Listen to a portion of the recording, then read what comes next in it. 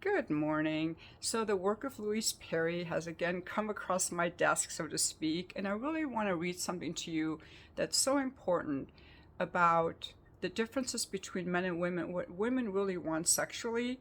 And I know that for me, there have been so many forces pushing me towards having sex at the man's pace. I think a lot of women can relate to that, and I think the reason that women lose sexual desire in long-term relationships because we get tired of doing it at the pace of the man. And many women find sex unfulfilling because they're pacing themselves to a man. Even the man with the best intentions often has a much different pacing than we do as women. So books like this and also books on evolutionary psychology kind of bring me back to my roots of how I really feel. So I think that they're a great antithesis to the pressures that are making women try to have sex like men.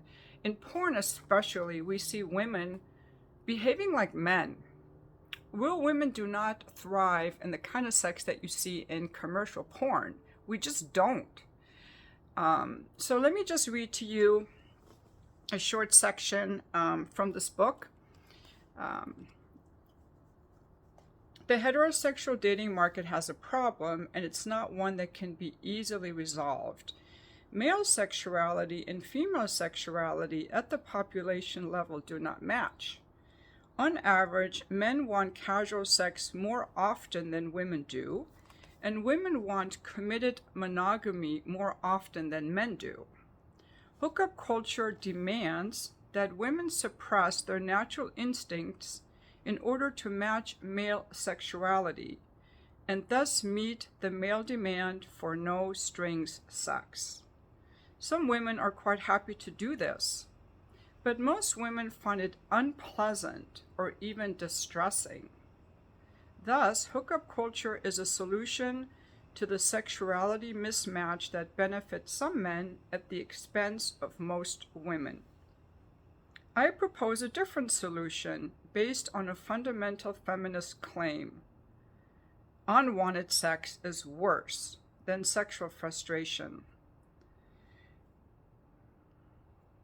I'm not willing to accept a sexual culture that puts pressure on people low in sociosexuality, overwhelmingly women, to meet the sexual demands of those high in sociosexuality, overwhelmingly men, particularly when sex carries so many more risks for women in terms of violence and pregnancy. Hookup culture is a terrible deal for women, and yet has been presented by liberal feminism as a form of liberation.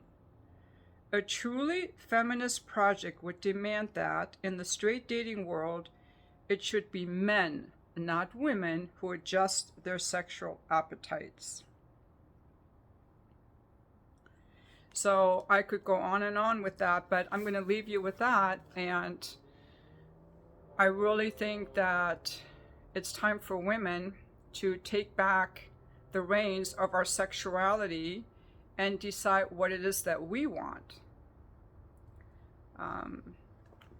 And I highly recommend this book.